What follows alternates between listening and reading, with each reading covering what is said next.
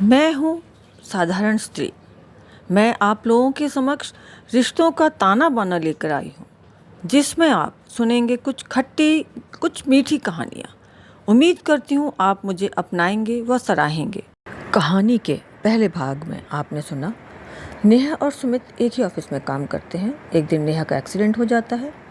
सुमित उससे मिलने हॉस्पिटल जाता है और फिर उसे छोड़ने उसके घर तक आता है। सुमित बातों बातों में नेहा से बोलता है कि तुम मुझे सर नहीं सुमित बुला सकती हो। अब आगे। मैं खुशी से अपलक सुमित को निहारने लगी।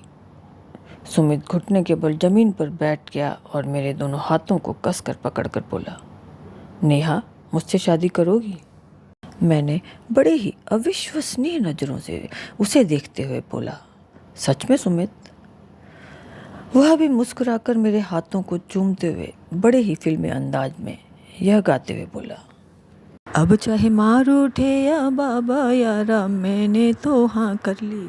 उन पुरानी लम्हों को याद कर मेरे उदास चेहरे पर हल्की सी मुस्कान फैल गई। तभी बाहर से आते कुत्तों के भौंकने की आवाज़ से मेरा ध्यान टूटा। मैं फौरन घबरा कर उठी। घड़ी की तरफ देखा तो 4 बज रहे थे। मैं कमरे में चक्कर लगाने लगी। मुझे तरह तरह के फिर से ख्याल आने लगे। कहीं एक्सीडेंट तो नहीं हो गया? कहीं किसी मुसीबत में तो नहीं फंस गया सुमित? मैं बार बार भगवान को याद कर सुमित की सलामती की दुआ मांग रही थी। मैंने जल्दी जल्दी नहा धोकर भगवान के आगे दिया जलाया और वहीं ज़मीन पर बैठकर दुर्गा चालीसा का पाठ करने लगी। अब तक सूरज अपनी हल्की गर्माहट के साथ आसमान पर निकल आया था। सुबह के करीब 9 बजने वाले थे। तभी दरवाजे की घंटी बजी। मैंने दौड़कर दरवाज़ा खोला तो देखा डॉक्टर देशपांडे और उनकी पत्नी चाय लिए खड़ी थे। मिसेस देशपांडे चाय की ट्रे टेबल पर रखते हुए बोली, सब ठीक होगा माय चाइल्ड, आओ थोड़ा चाय पी लो। अब तक ठंड से मेरे हाथ पैर भी ठंडे पड़ चुके थे, सो मैंने बिना ना नुकुर किए चाय का कप उठा लिया। चारों तरफ खामोशी थी। तभी डॉक्टर देशपांडे बोले, बस बेटा, मैं तैयार होकर आता हूँ, फिर हम दोनों पुलिस स्टेशन चलेंगे FIR लिखवाने। मैंने भी सर हिलाकर स्वीकृति दे दी। वो दोनों अपने फ्लैट तैयार होने चले गए। मैं भी दरवाज़ा बंद कर अपना पर्स, सुमित की फ़ोटो, ID प्रूफ वगैरह वगैरह लेने अंदर बेडरूम की तरफ बढ़ गई। अभी मैं अपनी अलमारी खोल भी ना पाई थी कि फिर डोरबेल बजी। डॉक्टर साहब होंगे, यह सोचकर मैं अनमने मन से दरवाजे की ओर बढ़ गई।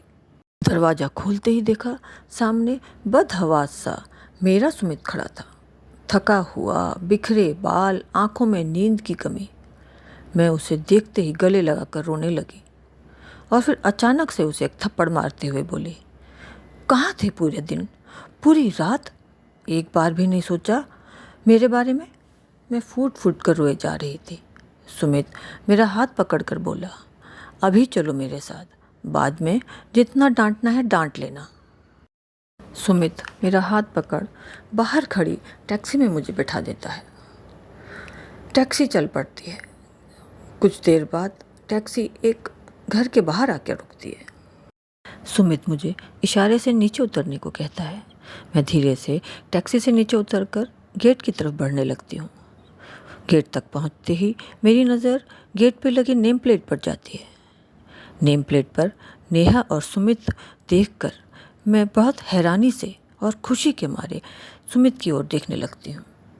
तभी सुमित जेब से एक चाबी निकालकर मेरी हथेली पर रखते हुए बोला, लो अपने सपनों के घर की चाबी। तुम हमेशा कहा करती थी ना कि अपना घर होगा जहाँ हर दीवार पर हमारी यादें होंगी। मैं तो पिछले 2 दिन से उसी सपने को सच करने में लगा हुआ था। रजिस्ट्री, बैंक, इंटीरियर, इन सब के चक्कर में मेरा फ़ोन कहाँ गिर गया मुझे पता ही नहीं चला। और तो और कल बाइक का टायर भी पंचर हो गया। पूरा इंटीरियर करवाने में मुझे सुबह के 4 बज गए। सुमित आगे बोला, ऐसा नहीं था कि मैं तुम्हें कॉल नहीं कर सकता था। मैं किसी भी कारीगर का फ़ोन लेके तुम्हें कॉल कर सकता था। फिर सरप्राइज़ क्या होता? अभी जो तुम्हारे चेहरे पर इतनी मोहक मुस्कान फैली हुई है, उसे ही तो मैं देखना चाहता था। मैं बड़े ही अविश्वसनीय नज़रों से कभी घर को तो कभी सुमित को देख रही थी। तभी सुमित दोनों हाथों से अपने कान पकड़कर बोला, सॉरी तुम्हें तकलीफ देने के लिए, तुम्हें इतना कष्ट देने के लिए। मैं प्यार से सुमित के गले लग गई और सुमित भी मुझे बाहों में भर गोल गोल घूमकर अपनी बेसुरी आवाज़ में गाने लगा, जन्म जन्म का साथ है हमारा तुम्हारा, हमारा तुम्हारा। तभी अपनी कार से उतरते मिस्टर देशपांडे बोले, अरे नेहा बिटिया, तुम भी साथ में गाओ। मैं भी खुशी से सुमित के साथ गाने लगी, जन्म जन्म का साथ है तुम्हारा हमारा, तुम्हारा हमारा, अगर न मिलते इस जीवन में लेते जन्म दोबारा। बस एक छोटा सा प्रयास। कहानी पसंद आए तो प्लीज़ लाइक एंड सब्सक्राइब ज़रूर करें।